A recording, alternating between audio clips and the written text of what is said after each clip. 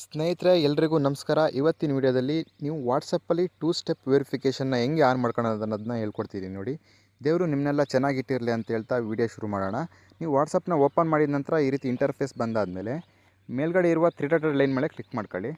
Click ಮಾಡ್ಕೊಂಡಾದ್ಮೇಲೆ ಕೆಳಗಡೆ settings ಅಂತ ಒಂದು ಆಪ್ಷನ್ ಇದೆಯಲ್ಲ, ಈ ಆಪ್ಷನ್ ಮೇಲೆ ಕ್ಲಿಕ್ ಮಾಡ್ಕೊಳ್ಳಿ. ಇಲ್ಲಿ ಅಕೌಂಟ್ ಅನ್ನೋ ಒಂದು ಆಪ್ಷನ್ ಇದೆಯಲ್ಲ ಮೇಲ್ಗಡೆ, ಫಸ್ಟ್ ಒನ್ನೇ ಬರುತ್ತೆ. ಅಕೌಂಟ್ ಆಪ್ಷನ್ ಮೇಲೆ ಕ್ಲಿಕ್ ಮಾಡ್ಕೊಳ್ಳಿ. ಇಲ್ಲಿ ಕೆಳಗಡೆ 2 ಸ್ಟೆಪ್ ವೆರಿಫಿಕೇಷನ್ ಅಂತ ಒಂದು ಆಪ್ಷನ್ ತೋರಿಸ್ತಿದೆ ನೋಡಿ. ಈ ಆಪ್ಷನ್ನ ನೀವು ಸೆಲೆಕ್ಟ್ ಮಾಡ್ಕೊಬೇಕಾಗುತ್ತೆ. ಸೆಲೆಕ್ಟ್ ಮಾಡ್ಕೊಂಡ್ಮೇಲೆ ಇಲ್ಲಿ ಟರ್ನ್ ಆನ್ ಅಂತಿದೆಯಲ್ಲ ಕೆಳಗಡೆ, ಈ ಟರ್ನ್ ಆನ್ ಮೇಲೆ ಕ್ಲಿಕ್ ಮಾಡ್ಕೊಳ್ಳಿ. ಟರ್ನ್ ಆನ್ ಮೇಲೆ ಕ್ಲಿಕ್ ಮಾಡ್ಕೊಂಡು ನೀವು 6 ಡಿಜಿಟ್ ಯಾವುದಾದ್ರೂ ನೀವು ಪಾಸ್ವರ್ಡ್ನ ಇಟ್ಕೊಬೇಕಾಗುತ್ತೆ.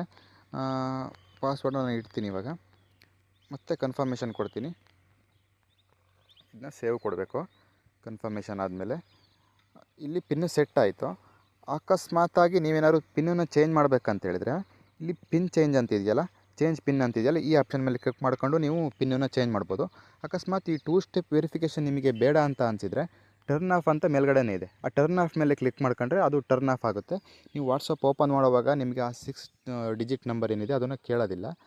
ಈ ಫೀಚರ್ ಏನಕ್ಕೋಸ್ಕರ ನೀವು ಯೂಸ್ ಮಾಡ್ಕೊಬೇಕಂತ ಹೇಳಿದರೆ, ನಿಮ್ಮ ಅಕೌಂಟನ್ನ ಬೇರೆ ಒಂದು ಮೊಬೈಲಲ್ಲಾಗಲಿ ಬೇರೆ ಒಂದು ಕಂಪ್ಯೂಟ್ರಲ್ಲಾಗಲಿ ನಿಮ್ಮ ವಾಟ್ಸಪ್ಪನ್ನ ಓಪನ್ ಮಾಡೋಕ್ಕೆ ಇದು ಅವಕಾಶ ಮಾಡಿಕೊಡಲ್ಲ. ಯಾಕಂತ ಹೇಳಿದ್ರೆ ನೀವು ಆ ಡಿಜಿಟ್ ನಂಬರ್ ಹೊಡೆದ್ರೆ ಮಾತ್ರ ನಿಮ್ಮ ವಾಟ್ಸಪ್ ಓಪನ್ ಆಗೋದು.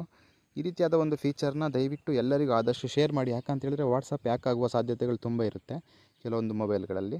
ಹಾಗಾಗಿ ಇದನ್ನು ಅಂಥವರಿಗೆ ಶೇರ್ ಮಾಡಿ. ಈ ಇನ್ಫಾರ್ಮೇಷನ್ ಎಲ್ಲರೂ ಯೂಸ್ ಆಗಿದ್ದರೆ ದಯವಿಟ್ಟು ಈ ಚಾನಲ್ನ ಸಬ್ಸ್ಕ್ರೈಬ್ ಮಾಡ್ಕೊಳ್ಳಿ. Thank you.